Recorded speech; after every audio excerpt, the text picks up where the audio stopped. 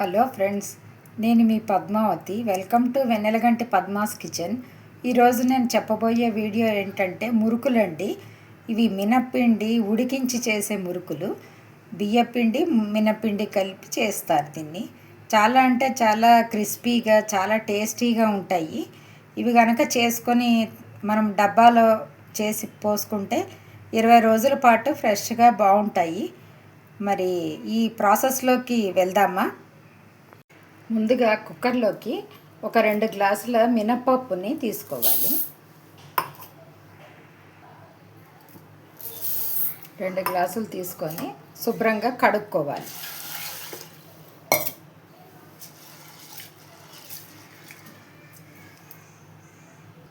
ఏదైతే కొలతకు తీసుకున్నామో దాంతో 2 గ్లాసుల దానికి 4 గ్లాసుల వాటర్ని తీసుకోవాలి.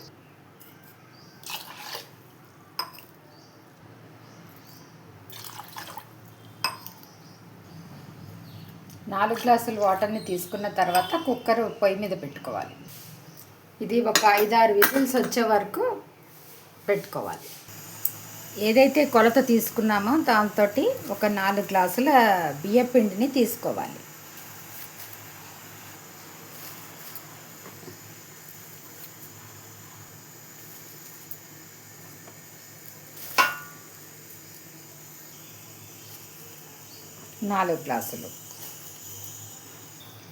దాంట్లోకి 1 స్పూన్ ఉప్పుని తీసుకోవాలి. అలాగే కారాన్ని కొంచెం 1.5 స్పూన్ తీసుకోవాలి.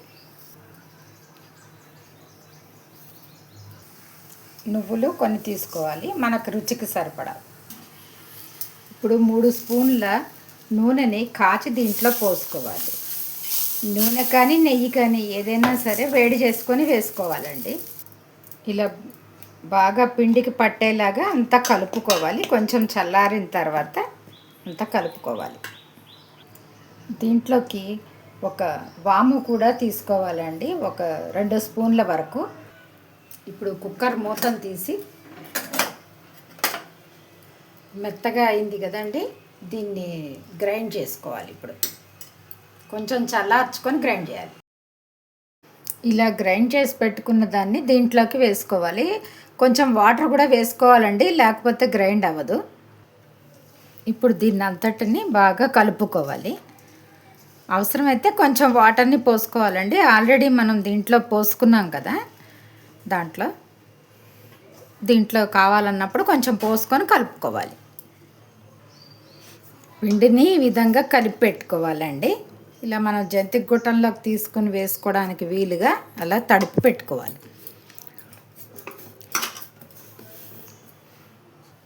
ఇప్పుడు స్టవ్ వెలిగించి డీప్ ఫ్రైకి సరిపడా ఆయిల్ని పోసుకొని వేడి చేసుకోవాలి.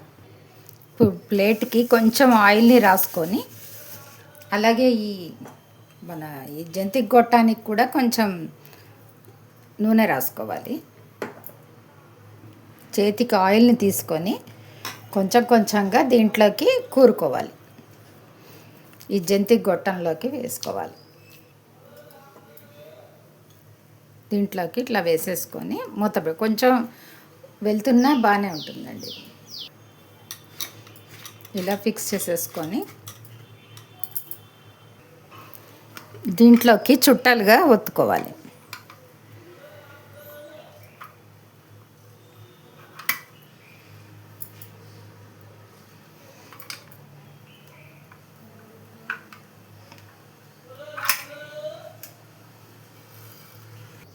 ఇప్పుడు నూనె బాగా వేడైన తర్వాత ఈ చుట్టాలని ఒక్కొక్కటిగా ఇలా తీసేసుకొని దీంట్లోకి వేసేసుకోవాలి ఆయిల్లోకి.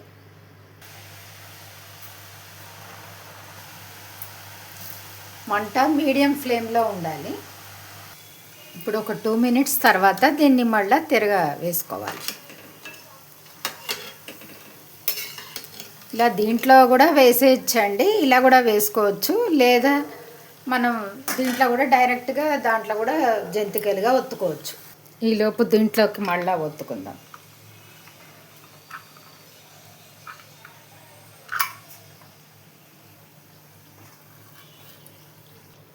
ఈ రంగు వచ్చే వరకు తీసేయాలి. ఇక ఇవి మరీ ఎక్కువ ఎర్రగా ఉండవండి, కొంచెం కలరు ఇలాగే ఉంటుంది. దీన్ని తీసేసుకోవాలి. ఇప్పుడు మరొకటి వేసుకుందాం. ఇలా తీసి చేత్తో అయినా వేసేసేయచ్చండి, లేదు అంటే మనం గరిటెతో కూడా వేసుకోవచ్చు. ఇలా వచ్చేస్తుంది చేత్తో కూడా తీసినా కూడా.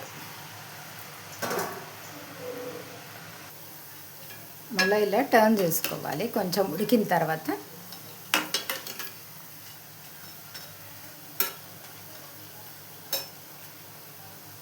ఇప్పుడు ఇవి వేగిపోయినాయి, వీటిల్ని కూడా తీసేసుకుందాం. చూసారు కదండి, ఎంతో క్రిస్పీగా ఉండే మన జంతికలు రెడీ అయిపోయినాయి.